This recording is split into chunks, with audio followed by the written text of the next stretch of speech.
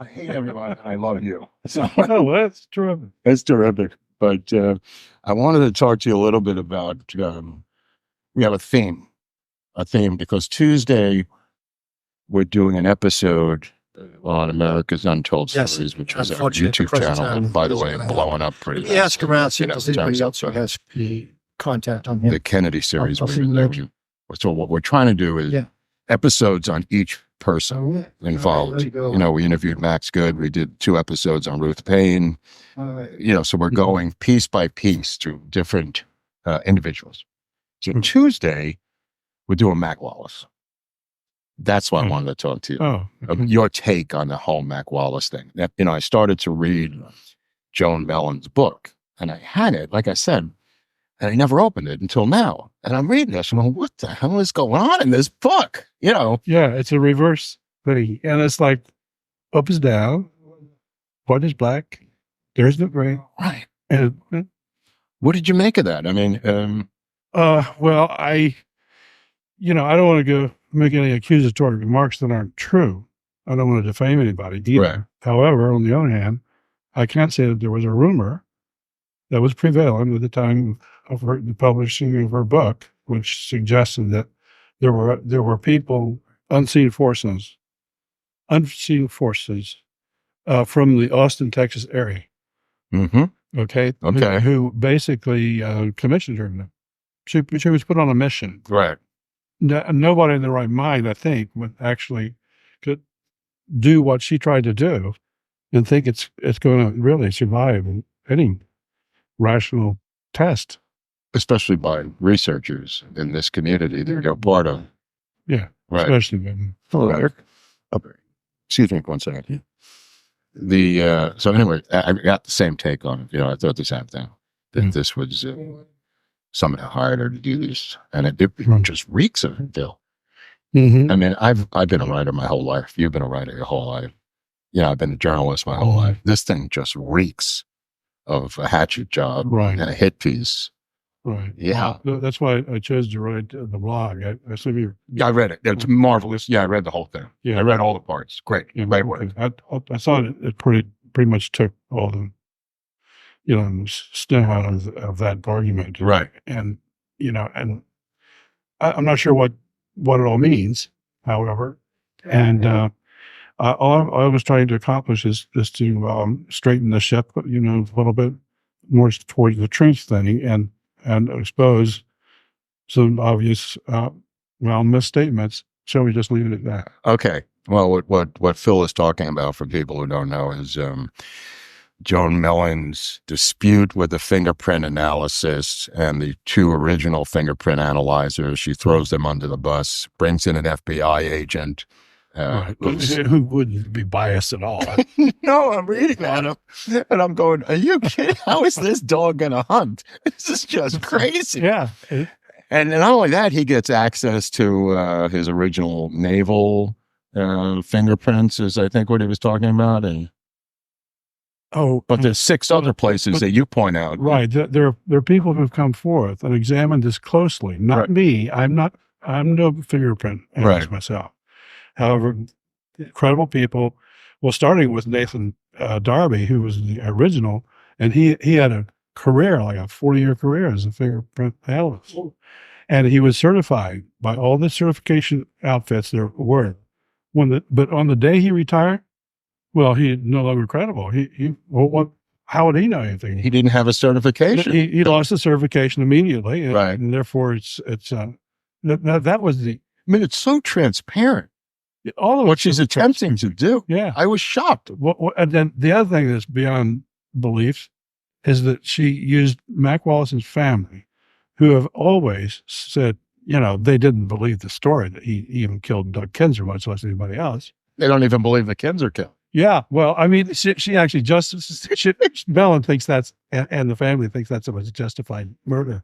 Oh, my I mean, the guy's wife, she's Muslim, yeah. Right. Couldn't have that. Right.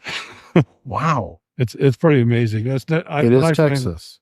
Yeah, at that time. Yeah. It was 1952. Yeah. 1952. Yeah. Yeah, it was Texas. And if you remember that culture in that era, It is an art. If you want a reminder, just watch the movie Giant by James Dean. I just recently watched it again. Yeah. But anyway, I just thought it was so obvious. I couldn't resist it. Someone had to do it. Yeah. And I waited. I'm surprised nobody did it, because I didn't hear a thing until I read your blog. Yeah. When did you write that? That was just maybe 6 or 8 months ago. Oh, that's why. Okay. Yeah. That's what I figured. Yeah. Yeah. I guess in a way I was waiting for someone else to lead that. Nobody did anything though. Yeah. It's like they were some, 2 or 1 star reviews, I suppose. I don't know. Right. But not really. No one ever rebutted. But now I'm concerned about the Garrison books you did. Well, it does lead you to. I hope. Yeah, it does. Right. Yeah. That was twisted around in another way, of course.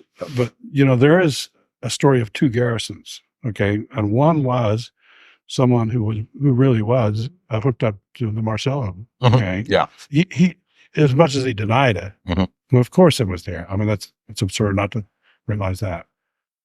So anyway, he, do you think he went easy on Marcello's, yeah, I think so. Okay. I mean, you're not alone. No, I'm not alone. I mean, there's a book written by a French guy, Frenchy Brulé. Right. Have you read that? No, I know the name. I've read the book. Okay. Well, it's a great book. Okay. It straightens out a lot of the I got to get that now. Okay. Book fun, Hunley. It straightens out a lot of that controversy. Right. About the Garrison, the good guy and the, not so good guy. Right. And so my feeling about Garrison, it had always been positive. Now I know he did have to live in the world of reality of 1960s New Orleans. Right. God knows what that was. I mean, yeah, that crazy town. Yeah, well, always was. Right.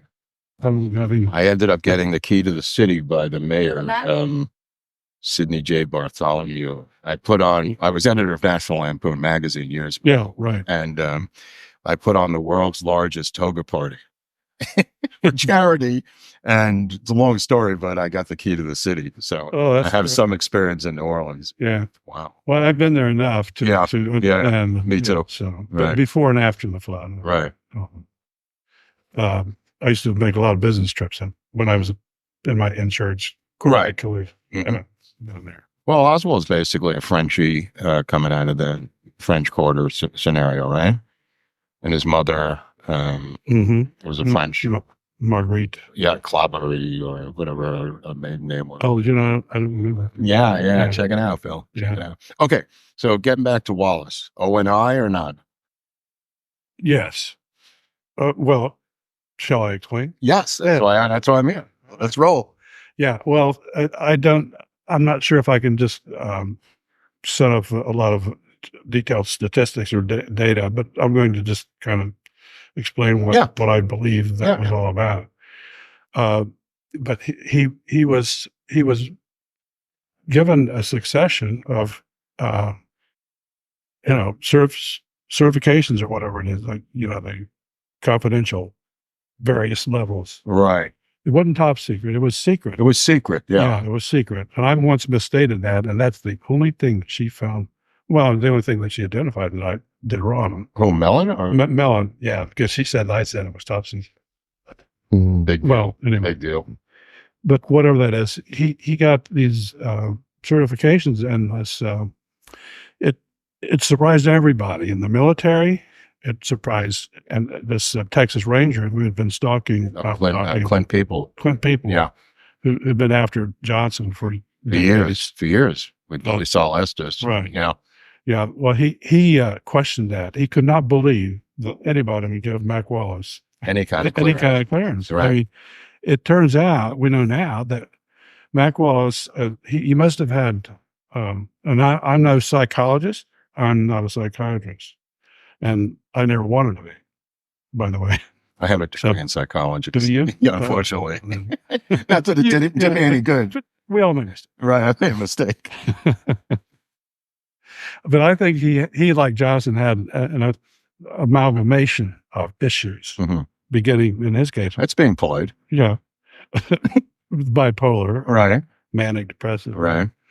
and alcohol too. And the other thing, he was a sociopath. He had to be to go out and just do a series of murders, which we know he did, despite what Mellon was doing. When you say series of murders, you're talking about Marshall. Well, yes, all of the associates, Just for the all the people who were on the list that was constructed when Johnson met Billy Saul on the runway of an airport in, I think it was Midland, Texas. And it was all hush hush. That airplane, by the way, was a small jet. I think that was his Jetstar that he had parked on the ranch. Yeah. It's like a Corporate jet. Yeah. Oh yeah.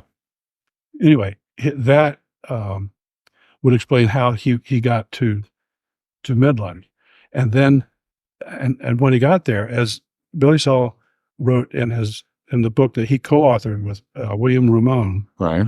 And it's a French title. It's a French book.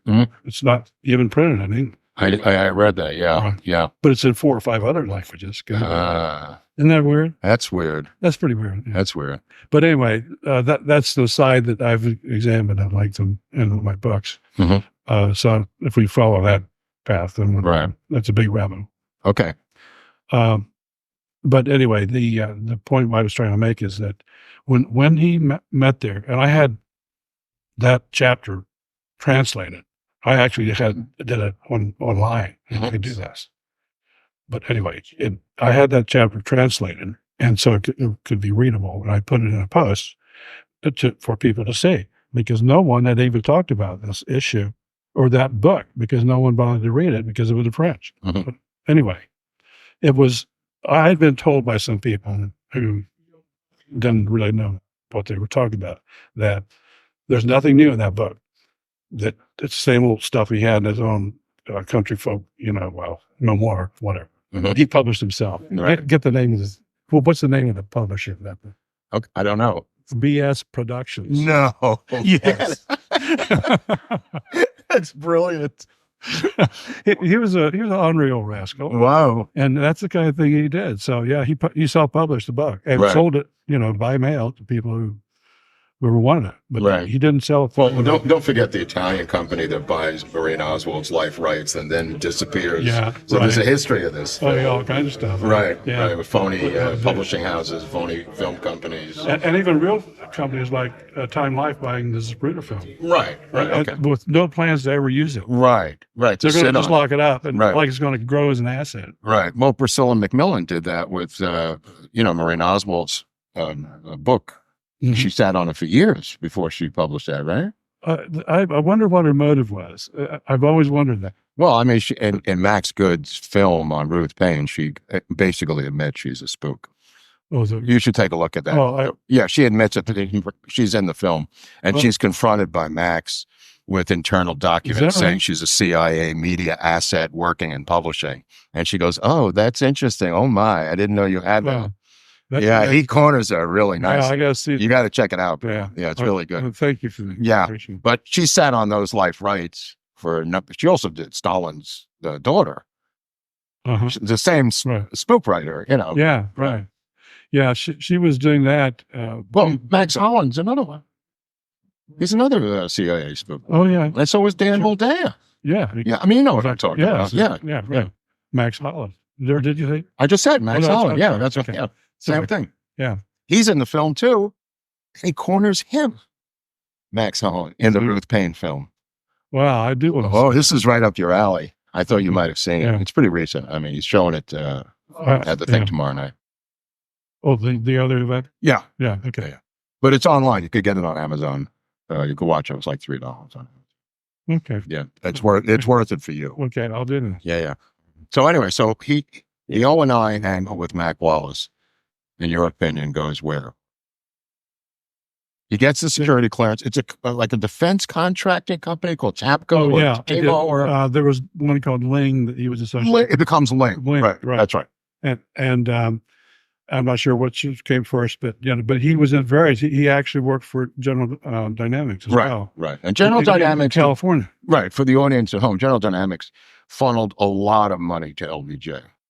A lot. Okay, thank you. It's more than just a lot. Right, through Fred Korth or well, through various means, but basically it was a pay for play thing. Yes. I know this. Yes. And actually that cash was found. It was, trying to remember, he found $100,000 worth of cash in a suitcase that was bound for Johnson as a payoff for the TFX account. The TFX, yeah, that's what I was. I think it was at Don Reynolds. That's right. That's his testimony. This Don Reynolds is the guy we were talking about who was testifying the same day on November 22nd. That's interrupted by the news of the assassination. Exactly. Right. Don Reynolds folds up his papers. Yeah. Puts it in the briefcase. Right. And famously says there's a big difference between a president and a vice president. Boys, have a nice day. Exactly. And he was tormented for who, Reynolds? Oh yeah. Oh wow. I did not know that.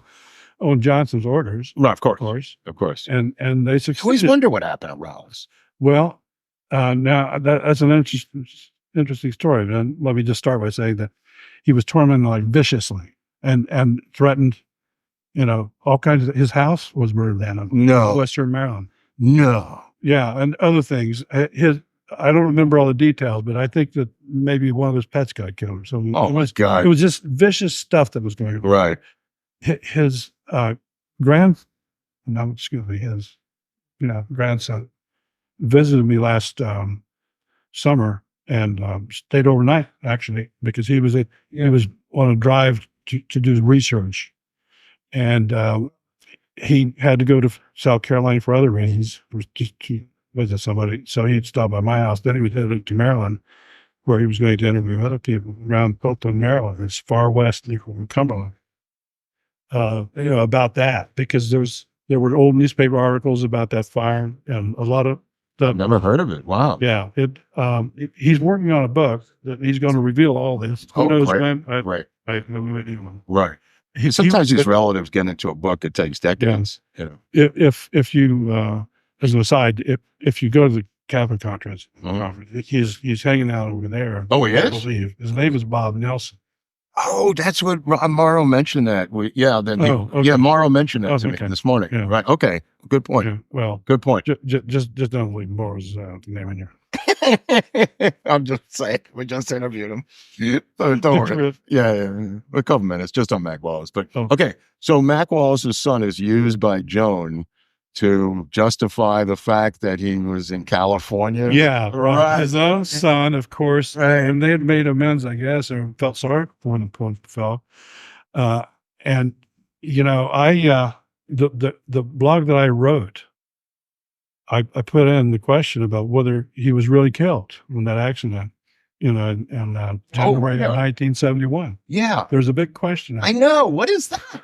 Well, he shows up at the funeral of Billy Saul Estes? Years later. That was in 2013. Right. He allegedly showed up at the funeral of Billy Saul Estes. Okay. And was seen by a lady who was the last one there during the visitation. Well, she almost did, but she was there alone initially, and then suddenly she felt the presence of another person. She looked around. Here's a big guy, tall, big, and wearing those horn-rimmed glasses that he was so famous for. But she didn't still recognize him until she heard the voice. Yeah, heard the voice, and she knew immediately who it was. And that's where she lost. Well, she ran away to the ladies' room and lost her lunch. Right. Okay. Yeah. And probably her mind. And her mind as well. What do you think that was? Well, I mean, all we have is this story that appeared in the book that was referenced to. And I don't put it past them because I could connect that actually to the circumstances of the automobile accident that allegedly took his life. Right. Because there were no witnesses. Right. The sky, it was still clear. It was daylight. There was no snow, rain on the ground, nothing. And suddenly somebody reported that this 10-year-old Chrysler had been spun around or something and ran right into a concrete abutment or a bridge or head or something. And you can see with the car that's how it happened, because the whole side of it came down. And he was allegedly found dead. Now, had heard some other stories, basically from Billy Saul in that other book, right, about how they would use cadavers to replace the, they had the contacts who would be able to provide a cadaver in a car, fit certain specifications. Right. Yeah. And this one would be one of those scenarios. Wow. I mean, maybe it happened to Lee Bowers. He went in concrete abutment too, Lee Bowers. Yeah, that could very well be. Right? Maybe there's an island where they're all alive writing blogs, Phil. The island of Misfit Crony. The island of Misfit Crony. Yeah. Wow. Well, I don't know about that. Just taking it to the next level. I mean, I've never been accused of speculation. No. Before. No. And I don't want to start now. Right. Okay. Right. But I connected other rumors that I felt were credible. Right. Well, the source of the money for the book that you told me off camera the other day is interesting. Yeah, right. Yeah, we don't have to say it now, but that is an interesting real source. A real source. Real source. I mean, that's a legitimate name with connections to find that kind of thing. Right. Yeah. Well, anyway, it's anybody's guess as to whether Mac Wallace was still alive in 2013, or maybe even now. It's possible. Right. But in the blog, one of the things I stated. Can we post the blog on that? Oh yeah, sure. I mean, that'll give it a lot of. Yeah, because we got like 2 million viewers now. Oh my God. Yeah, it's insane. It's gone crazy. That's terrific. Yeah, it's gone berserk. Yeah. And the Kennedy stuff, even though we do all these subjects, how many videos do we have on just JFK? Don't know. Maybe 20 different characters at this point. So I hope to get caught up someday. Yeah. No, we're just adding more. I do enjoy watching. Now you made a couple of mistakes. As everyone said, what did I do now? Go ahead. No, No, tell me. I didn't even remember. Oh, I see. Just because I'm winging it. thing. I'm winging it. Yeah. This is just that's what everyone says. Nothing of great important. Okay. We interviewed a kid just now about Tippett. We did an episode on Tippett, and he said, you made a Barrett instead of Bennett or something like that. I said Bennett instead of Bennett. Barrett. You'll find people like that in this community. That's what Eric just said. Nitpick. Right. And I said, but I'm just winging this in live time. This is not edited. And he goes, yeah, I know, but you should have said Barrett instead of Bennett. Credit to Rob Morrow, by the way, though, because Morrow came up and said, his name's something like this. Don't know if it's right. Look it up. Yeah. He's like, okay, you covered yourself pretty well on that. Wow. I'm getting back to Wallace and the fingerprints, Phil. What do you think, if the fingerprints are real, right? Which I think they are, and I think you believe they are. What was he doing up there? Well, that's an interesting question. I'm not sure. Yeah, I know. So I can't state with any. Either can I. That's why. But I believe that he was sent there.